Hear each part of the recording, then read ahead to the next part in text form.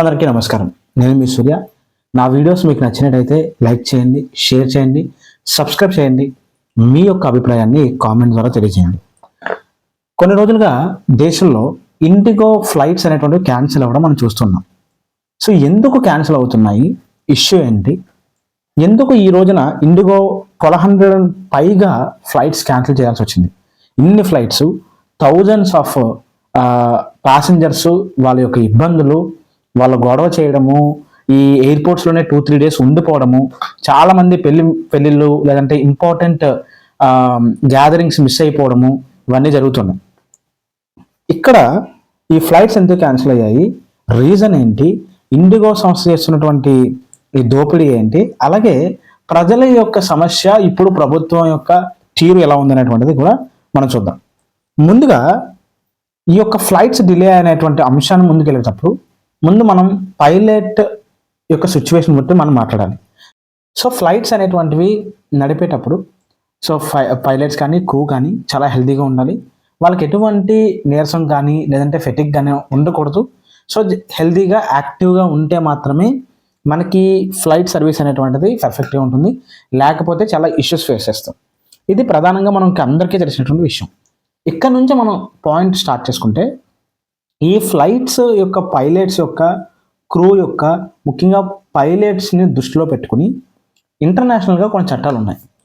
ఆ చట్టాలని తీసుకుని director general of civil aviation, ఏదైతే ఈ సివిల్ ఏవియేషన్ చూసుకునేటువంటి వింగ్ ఏదైతే ఉందో, director general of civil aviation అనేటువంటిది FDTL అనేటువంటి కొన్ని రెగ్యులేషన్స్ తీసుకురావడం జరిగింది.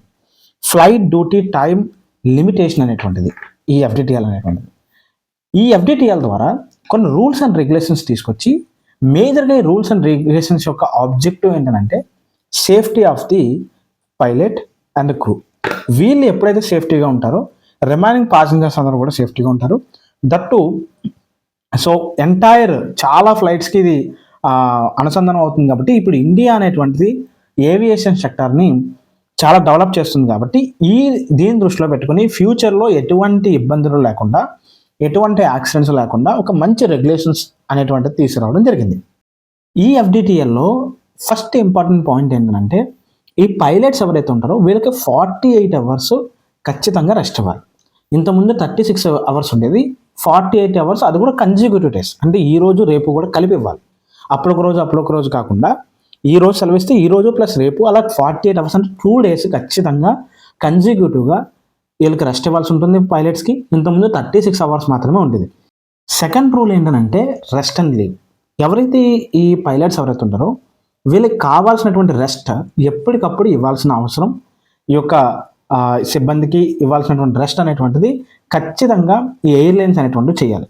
ఈ రెస్ట్ అండ్ లీవ్ ఎందుకనంటే, ఆల్రెడీ వారు జర్నీ చేస్తారు కాబట్టి ఆ రెస్ట్ ఇవ్వడం ద్వారా వాళ్ళు మళ్ళీ యాక్టివ్ అయ్యి మళ్ళీ ఎయిర్లైన్స్ అనేటువంటిది, ఫ్లైట్స్ అనేటువంటిది నడపడానికి వాళ్ళకి ఈజీ ఉంటుంది.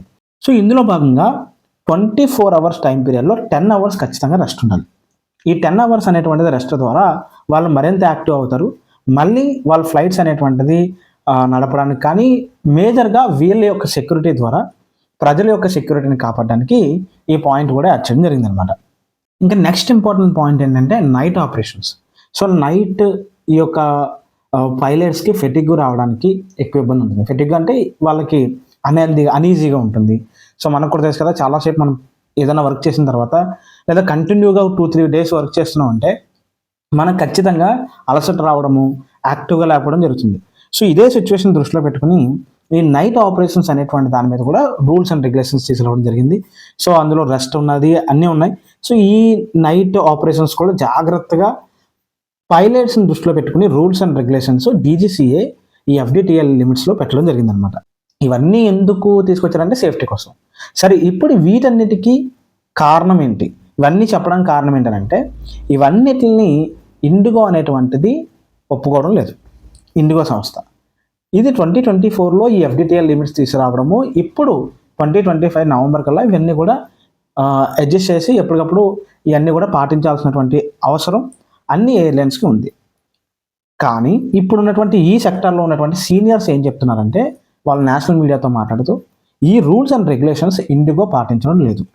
ఇందులో భాగంగా మ్యాండేటరీ రోస్టర్ అడ్జస్ట్మెంట్స్ అనేటువంటిది ఖచ్చితంగా చేయాలి. ఈ యొక్క ఫ్లైట్స్ అనేటువంటివి అడ్జస్ట్ చేయాలి, ఈ పైలట్స్ని అడ్జస్ట్ చేయాలి. అలాగే ఎక్కడికక్కడ ఎయిర్లైన్స్ అనేటువంటివి వీళ్ళు ఇబ్బంది లేకుండా వీళ్ళని ఆ ఫ్లైట్స్తో అడ్జస్ట్ చేయాలి. ఫర్ ఎగ్జాంపుల్ మనం ఒక 3 monthsకి నెక్స్ట్ 3 monthsలో లేదంటే నెక్స్ట్ మార్చిలోనే ఎప్పుడో ఫ్లైట్ బుక్ చేసుకుందాం అనుకుందాం. సో ఆ రోజున మనమే కాదు చాలామంది వేలాది మంది ఫ్లైట్స్ బుక్ చేసుకుంటారు కాబట్టి వాళ్ళకి ఆ టైంలో ఫ్లైట్ అనేటువంటిది అందుబాటులో ఉండాలి. అందుబాటులో ఉండాలి అని అంటే ముఖ్యంగా ఫ్లైట్ ఉన్నప్పటికీ అక్కడ పైలట్ లేకపోతే లేదా పైలట్ కనుక సిక్ అయినా ఫెటిగ్గా ఉన్నా లేదంటే తను యాక్టివ్గా లేకపోయినా వీళ్ళందరికీ కూడా రిస్క్ ఫ్యాక్టర్ ఉంటుంది.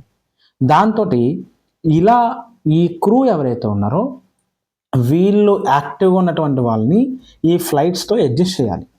సో దాని ద్వారా ఎప్పటికప్పుడు ఈ చార్ట్ అనేటువంటిది ప్రిపరేషన్ చేస్తూ ఎప్పటికప్పుడు దీన్ని అడ్జస్ట్ చేసుకుంటూ ఉండాలి. ఇది మిస్ అయింది. ఈ మిస్ అవ్వడం ద్వారా ఈ ఫ్లైట్స్ అనేటువంటిది క్యాన్సిల్ చేయడం మొదలుపెట్టారు. ఇది కాస్త 1200 పైగా ఈ ఫ్లైట్స్ క్యాన్సిల్ చేయడము, ఇంటూ థౌజండ్స్ ఆఫ్ మెంబర్స్ చూసుకుంటే కనుక వాళ్ళందరూ సఫర్ అవ్వడము జరిగింది. ఇది ఇక్కడ వరకు జరిగింది. అయితే కొంతమంది ఈ సెక్టార్లో ఉన్నటువంటి వాళ్ళు సీనియర్ చెప్పేటువంటి మాట ఏంటంటే ఈ రూల్స్కి ఇండిగో వ్యతిరేకము, దీన్ని ఆపివేయాలి, ఈ రూల్స్ అనేటువంటివి ఆపాలి అంటే కనుక ఈ ఎయిర్లైన్స్ ద్వారా మిగతా ఎయిర్లైన్స్తో కలుపుకొని ఈ రూల్స్కి వెనక్కి తీసుకొచ్చే విధంగా అంటే ప్రభుత్వానికి ఇలాంటి ఒక ఇండికేషన్ పంపించడం ద్వారా ప్రభుత్వం ఆ రూల్స్కి వెనక్కి తగ్గుతుంది అమలు చేయకుండా అనేటువంటిది ఈ చాలామంది చెప్తున్నటువంటి మాట. ఎందుకంటే ఇండిగో అనేటువంటిది మేజర్ షేర్ సివిల్ ఏవియేషన్లో, ఇండియన్ సివిల్ ఏవియేషన్లో major share IndiGo role play చేస్తుంది. అబోవ్ 60% ఎంత ఉంది. కాబట్టి వాళ్ళ యొక్క ప్లాన్ అనేటువంటిది చాలామంది సీనియర్స్ చెప్తున్నటువంటి మాట అనమాట. అంటే ప్రభుత్వం తీసుకొచ్చినటువంటి నిబంధనలు అమలు చేయకుండా ఉండడానికి ఈ యొక్క ప్లాన్ చేసింది అనేటువంటిది.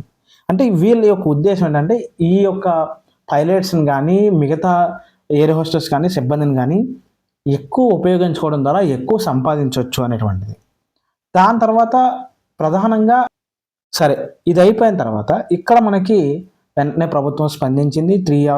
ఈ 3 days చాలా ఇబ్బంది అయిన తర్వాత అదే టైంలో వ్లాదిమిర్ పుతిన్ ఎవరైతే రష్యన్ ప్రెసిడెంట్ ఎవరైతే ఉన్నారో ఆయన రావడము, మొత్తం ప్రభుత్వం అంతా ఆయన గురించి ఆలోచించడము, ఒక పక్క ఈ ఫ్లైట్స్ క్యాన్సిల్ అయిపోవడము, ఈ సిచ్యువేషన్లో ప్రభుత్వం స్పందించింది. అయితే ఇక్కడ మరొక ఇబ్బంది ఏంటంటే చాలామంది అమౌంట్ పేమెంట్ చేశారు, అమౌంట్ రిటర్న్ రాలే. వాళ్ళు వేరే ఫ్లైట్స్ చూసుకుందామన్నా సరే, వేరే వేలో వెళ్దామన్నా, వేరే ట్రాన్స్పోర్ట్ చూసుకుందామన్నా వాళ్ళకి అవ్వలేనటువంటి పరిస్థితి. దాంతో చాలామంది గొడవలు అయ్యాయి. సో ఈ యొక్క ఇండిగో CEO కూడా పెద్దగా కన్జ్యూమర్ గురించి ఆలోచించినట్టుగా అతను మాట్లాడలేదు అతను ఇంటర్వ్యూస్ చూస్తే కనుక. సో అతను ఇచ్చినటువంటి ప్రెస్ రిపోర్ట్ కానీ అన్ని చూస్తే కనుక అసలు ప్రజల యొక్క పరిస్థితిని పట్టించుకోలేదు ఇండిగో సంస్థ. సో ఇది కొనసాగడం అనేటువంటిది ఇండియాకి వ్యతిరేకంగా జరిగినటువంటి ఒక చర్యగానే చూడాలి. ఎందుకనంటే ఎంతమంది ప్రజల యొక్క వాళ్ళ యొక్క ఇంపార్టెంట్ టైం కావచ్చు, లేదా ఇంపార్టెంట్ మీటింగ్స్ కావచ్చు, లేదా ఏదన్నా సిచ్యువేషన్స్ ఒక మంచి కానీ చెడు కానీ సిచ్యువేషన్స్ ఉంటాయి, వాళ్ళు ఖచ్చితంగా వెళ్ళాల్సిన టైం అది. అలాంటి సమయంలో ఇలాంటివి చేయడం అనేటువంటిది చాలా దారుణమైన విషయం. దీని మీద మన యొక్క మినిస్టర్ ఎవరైతే ఉన్నారో రామ్మోహన్ నాయుడు గారు ఒక కమిటీ వేయడం జరిగింది. అదేవిధంగా కొన్ని రూల్స్ అనేటువంటిది కూడా తగ్గించడం జరిగింది. ప్రస్తుతానికి అందాక మీరు ఫ్లైట్స్ కంటిన్యూ చేయండి, అర్జెంటుగా ముందు ఆ రూల్స్ని పక్కన పెట్టి ఫ్లైట్స్ అనేటువంటి మూవ్ చేయండి అని చెప్పడం జరిగింది. సో ఇది ఓవరాల్ ఇష్యూ అనేటువంటిది. సో ఇండిగో సంస్థని ప్రజలు ఫ్యూచర్లో నమ్ముతారా లేదనేటువంటిది చూడాలి. సో ఈ సంస్థ మీద తీసుకునేటువంటి చర్యలు ఏంటో కూడా ప్రభుత్వం ఏం చేస్తుంది అనేటువంటిది కూడా చూడాలన్నమాట. మరొకసారి నా వీడియోస్ మీకు నచ్చినట్లయితే కనుక లైక్ చేయండి, షేర్ చేయండి, సబ్స్క్రైబ్ చేయండి. నమస్తే, థ్యాంక్ యూ.